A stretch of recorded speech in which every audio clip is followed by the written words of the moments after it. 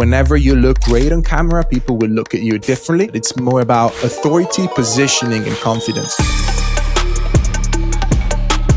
You don't need to be a pure expert on anything in order to start. What is the most common mistakes you see across the board? Most people think that you need just a better camera to make it look epic, but the reality is lighting is way more important than the device that you're using. I've created studios in literally any space, including corridors, bedrooms, kitchens, garages, living rooms, everywhere. What does success look like to you? For me, success happened when I was able to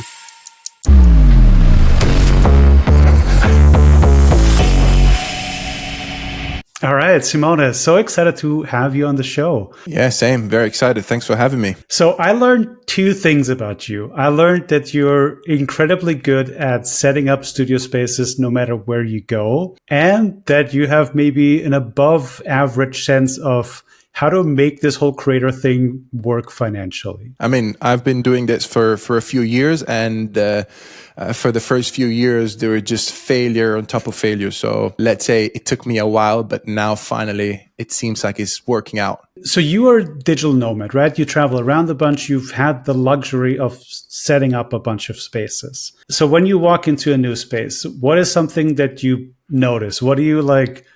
Do you look at angles? Like, what is your perspective on this? I tell you what, even before entering into a space, I look online for photos for things that I could use as backgrounds, because I want to make sure to have at least a few elements that I can use in my background. And then I've created studios in literally any space, including like corridors, bedrooms, kitchens, garages, living rooms, everywhere. So now I'm quite skilled at it, and I can recognize quite easily spaces that I could use for studios. And so what makes a good space, or what makes you choose a space over another? Oh, that's a very good question. First of all, in case nothing works, I start with a plain white wall, and then I want to have at least 2 meters and 20 of space without nothing, so that I can start with zero. Then usually I don't like to work with white walls whatsoever. So I always try to have either a texture background, or maybe I can buy some wallpaper, I can buy plants, I can buy panels that I can use momentarily, because most of the time I cannot really drill or paint a wall in like temporary accommodation. So I try to always have some sort of texture in the background. Then the next thing is that you want to try to have as much depth as possible, which means that you want to set up your camera on the opposite side of your background. And even right now, the camera is literally attached to the wall that I have in front of me. And then I'm using this, which looks quite decent as a background. It is currently basically the living room that I'm in right now, with just a sofa, looking for symmetry, then kind of like try to balance both of my sides. So on one side I have a plant, and then on the other side I have a floor lamp. So these are kind of like the main general guidelines that I try to look for whenever I create studios. And so do you travel with a bunch of kit, or do you just work with whatever practicals are available in the house? In terms of background design and practicals, I always work with whatever I have. Sometimes I need to buy maybe an extra plant, but I always try to have a very low spending. Otherwise, if I need to spend thousands of dollars every time I move, then it's not gonna work. So the main things that I have always with me are a 60-watt light, a foldable softbox, a teleprompter, a camera, a tripod, and a light stand, and 2 pocket lights. Those are the essential. Oh, and the microphone. Sorry, forgot about the microphone. Those are the essentials that I need all the time, no matter where I go. Just because buying an extra light every time, it will be quite expensive. But in terms of background design, I've built studios with literally 20 euros, 25. I mean, studios building backgrounds with 20, 25 euros, because it's all about understanding the kind of texture that you want to have in the background. And there are some very cheap possibilities out there, and it's just very fun for me to create an epic looking image that costs 15 euros. Nice. So you said in your intro, you're now making entrepreneurs and creators look epic. Before they look epic, what do they do wrong? Like, what is the most common mistakes you see across the board? Oof, I've seen it all, honestly. I would say most people think that you need just a better camera to make it look epic. But the reality is I can literally show you right now 2 images that have been shot with the same exact camera in the same exact location with the same exact background, but one looks rubbish and the other one looks amazing. This is because of lighting. Lighting is way more important than the device that you're using. If you upgrade from a camera of $1,000 to $2,000, so let's say double price, it won't make any difference if you don't change your lighting. So the biggest mistake that I see is just not taking care of lighting. And people think that lighting is extremely difficult, whereas I think it's not. And we can use some basic rules to make it look much better. The first one of which being have the light higher than your island. So let's think about, for example, ring light, right? Most of the time, the ring lights have the phone holder right in the middle of the light. This is for convenience. It's not because it looks good. It will make you look flat. Whereas if you lift it up and then you maybe detach the phone and then you have it 45 degrees higher than your island, this is going to look so much better for your face. And this is one of the key things that I teach, and that whenever we do this movement, this little change is going to make a massive difference. Have you noticed like a shift in the output from the creators once they like have their setup? Like, does it boost their confidence? Does it make their content better?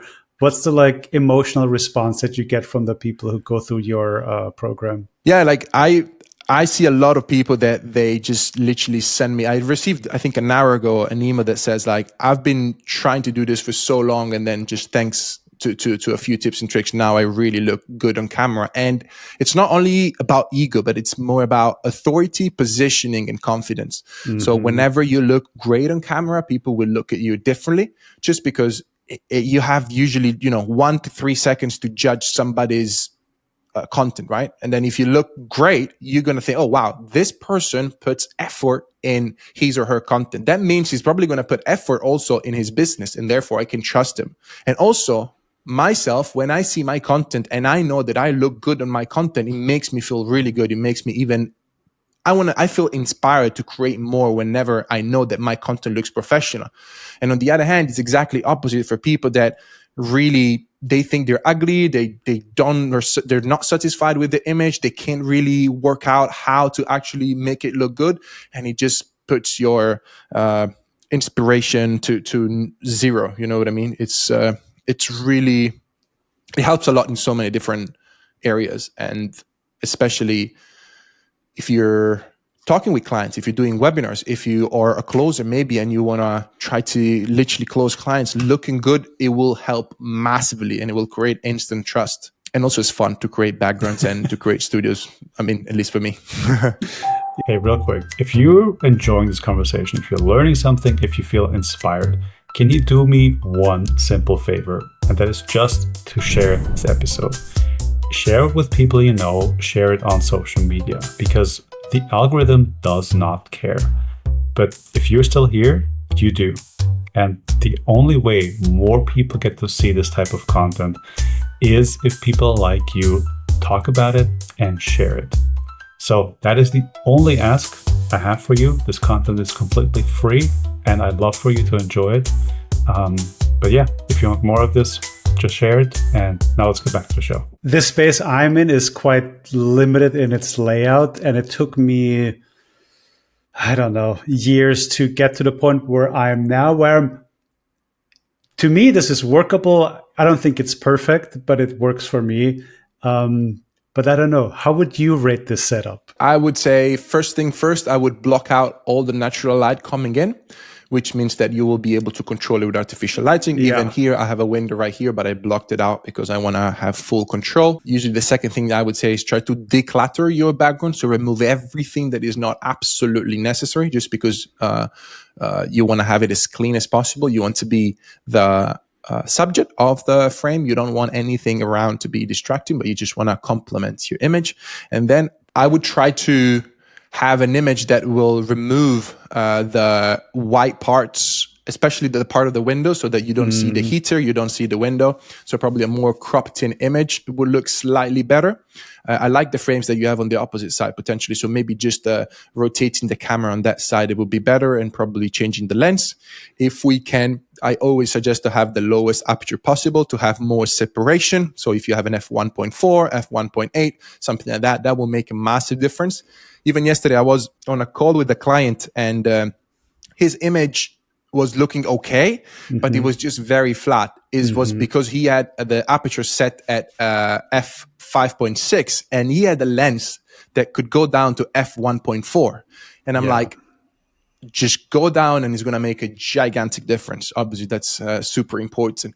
And then in your studio, I would add lights to the background. This will allow to have more depth, to illuminate the plant, maybe a light that shines through bottom up to the plant, and maybe some small pocket lights or fairy lights on the floating shelves that you have, because I think your studio looks amazing. We probably just need to work a bit on the lighting, the background, and cutting things that are extra, like the window, for example.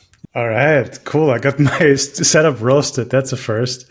But, you know, that's part living room, part office, part everything.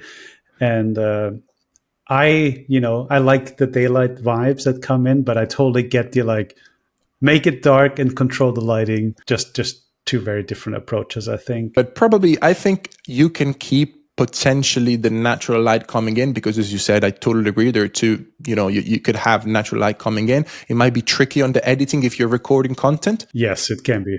Because like the windows are much brighter than everything else, it just looks like basically just white inside the windows. That's why I would say try to cut it out potentially, so you just don't see it in the image, but you can keep the windows up in case you like a brighter image, for sure. All right, cool. Fair points.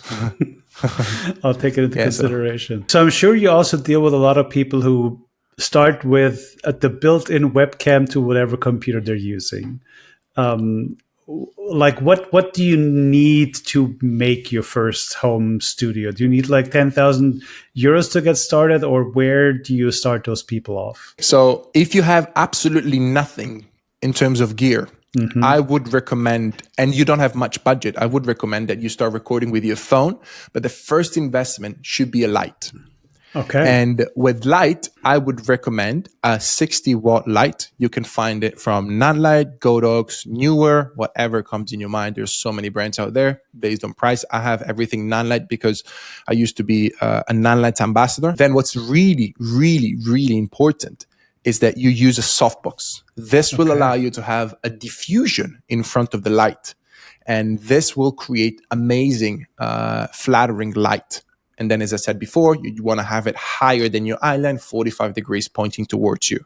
So this is kind of like the main thing that I would suggest. So don't buy a camera if you don't have much budget, but buy a light. And start with your phone. If you're enjoying creating content after you look at least decent, then you can invest in a camera.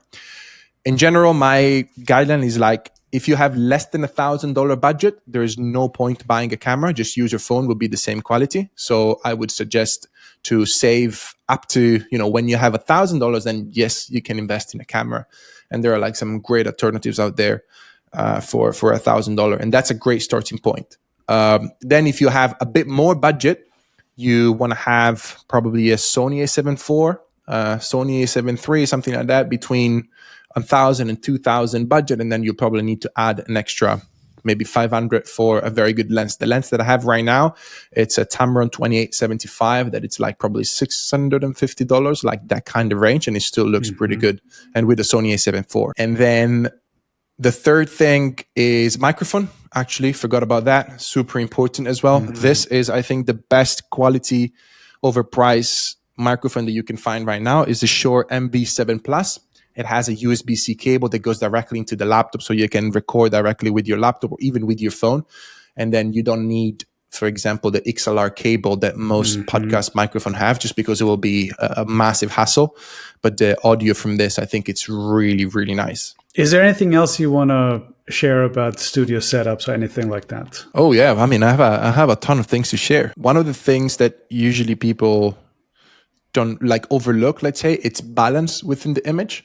So whenever you have an element or like big elements on the left, then you should not leave your right hand side empty. So try to have balance within the composition, and eyes will be a bit it will be more pleasant for the eyes.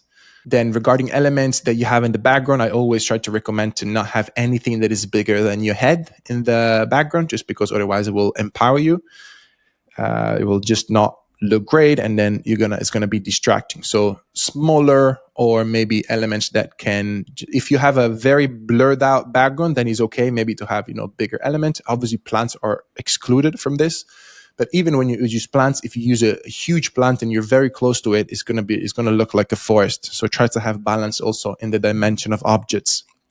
Then another thing that I can tell you is that clothes make a big difference for me. I always suggest to check your outfit, which means that if you have big logos, if you have a lot of colors in your outfit, if you have a very contrasting outfit, that will be distracting. So I want my face, I want people to look in my eyes instead of my clothes. So I always suggest to avoid logos and try to be as neutral as possible. So try to understand, okay, what could be okay with the background, and then go with plain sweater, a t-shirt, a shirt that is not distracting. So I always wear black, just because in this case, when you see my darker backgrounds, you don't see anything on my chest. This is not distracting at all. It's almost like disappears in the background, but then my face just really stands out. And that's why it's good for me to just wear black. And I like it also because it's simple. I don't have to choose. I always wear black. It's just this one thing to think about less than everything else that you have during the day. Love it, love it. So how did you get into this whole thing? Like, how did you just like figure this thing out, and what made you think about this more? Listen, it was a pure necessity. So first of all, kind of a bit of background about me. I love DIY stuff. Like since I was 12, I started working with like wood stuff and do things for my own bedroom. I rebuilt my bedroom like 3-4 times just because I really love DIY things. It's like, and this kind of like recent years, because I was moving so much, I needed to build content. It's been over 5 years that I'm a full-time content creator, and before I used to be a videographer. So it's just like, I wanted to look professional every time and everywhere I go. And therefore, whenever I'm in a new room, I need to build a new space. And because I don't want to spend crazy amounts of money, I just want to try to find ideas that will make me look good with cheap. And then with skills and time, I learned that it's about camera, it's about light, and it's about just background design and just some very simple elements that will make it look outstanding. So it was literally a necessity. Then what happened is that I had a friend asking me to go and basically make a studio for him. He was was a fitness influencer. So I went to his place, and then I just built up a nice studio. I told him like a few things to buy, and then the image was just looking so much better. Then I didn't really think that this could have been business or a course or anything, because I'm like, nah, not many people need this. And then I started creating some organic content of studio transformation that I was doing in places. And then every single time I would post on Instagram a piece of content about studio transformation and how to look better on camera for content, it would go viral like every single time. So I'm like, okay, there is demand. So let's just do a course about this and just teach very basics, things that maybe could be helpful for people.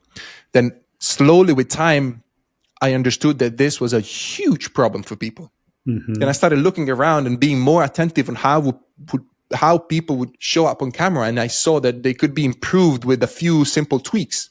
And therefore I was like, okay, I think there is demand for this, and maybe I can even build a business out of it.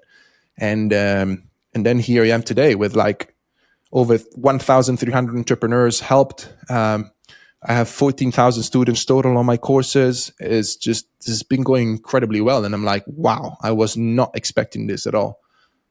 If you think of somebody who wants to create content but hasn't like made the first move, what would you tell them? I would say, first of all, pick one single niche. The biggest problem that I see right now, and that used to be mine, maybe is mine still today, is that we want to do too many things because I enjoy fitness. I'm a personal trainer myself, a swimming instructor. I work out every day.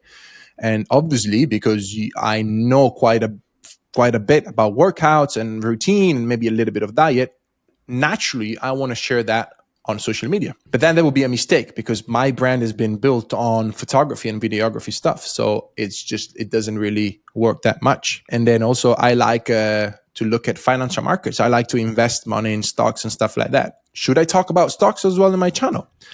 Most people are tempted and say like, yes, I want to talk about my cat. I want to talk about cooking. I want to talk about this. And if you do that, you're never, ever going to grow because it's just super hard. And the biggest problem that I see is that many times when I do the speech to people that are starting out, they then reference actors of lifestyle people that are posting about whatever they want. Mm-hmm. We are not actors. We are not already famous. We are completely different humans, and maybe it can work for one person out of a million. But we need to assume when we start this journey that we are not that person, that we are not that lucky, and we need to embrace the normal journey of steady, slow growth. And therefore, if you try 10 different topics, it's never going to happen. Whereas if you focus on one, it's way, way, way easier to stand out and have people that follow you for that reason, because you're, let's say, an expert or somebody that knows a bit more on that topic. And talking about this, I think it's really important to understand that you don't need to be a pure expert on anything in order to start. You can just share your experience, what you've learned until now, to somebody that is one step behind you, rather than having to become the top expert and then teach everybody else. There's no point in doing that. Even when I started my social media career, I was like literally sharing extremely basic tips on photography and videography. And that worked out because most of the people are beginners. And this is something that I didn't really understand first. It's just like 99.9% of people watching your content, it's probably a beginner. And therefore targeting the mass, it's a good thing with basic stuff. And that's why you don't need to be an expert. Amazing, amazing. To wrap things up, what does success look like to you? I come from a very small village where I had no idea that all of this was possible. For me, what I've been taught in school is that you just need to find a full-time job that pays you 1,200 euros a month, keep it until you retire. That's what's been like what everybody was saying. And then a bit of luck, a bit of courage, a bit of, I don't know, I found out about a world that is much bigger than I thought. And even today, I cannot even comprehend the numbers that we're doing right now. Like it's unbelievable how much money we are making and how much this is actually helping other people. So for me, success has been already achieved years ago when I managed to go full time into social media. And now everything that comes on top of whatever happened already, for me, it's just a massive, ultra, hyper, something that I was not expecting before. It's just super, super success. But in terms of what I would be happy with, obviously now, because I have this and like I love working, I love building new things, so I will keep doing, and I don't have any target in mind. I just really enjoy what I do. But for me, success happened when I was able to live a decent life without having to do a 9 to 5. That's like managing my time. If I want to go to the gym at 11 a.m., I can do whatever I want. If I want to take a day off, I do whatever. You know what I mean? That's what success looks like for me. Super, super personal. But I love the freedom. And I love being able to do what you love on a daily basis. I wake up every day wanting to start work ASAP, and I finish as late as I can because I just love it, as long as I can do my workout daily. Even weekends. This weekend I worked the whole weekend. My girlfriend didn't really like that, but just I had some urgent things I wanted to finish and get it done. So this is what success looks like for me. Amazing. Well, this was a great chat. If people want to know more about you, what's the best place they can follow you? How can people stay in your orbit? You can find me on Instagram, TikTok, and YouTube at Sferro21. And then if you want to find me there, then you'll find the link in my bio for the home studio blueprint in case you want, or just send me a message on Instagram. I try to get back to everybody. Sometimes it's not easy because it's just my chat is absolutely jammed, but I do my best. All right, what do you think of the new studio setup? Let me know in the comments down below, and make sure to subscribe to catch the second part of this conversation where Simone tells me about his ridiculously profitable monetization strategy. I'll see you over there.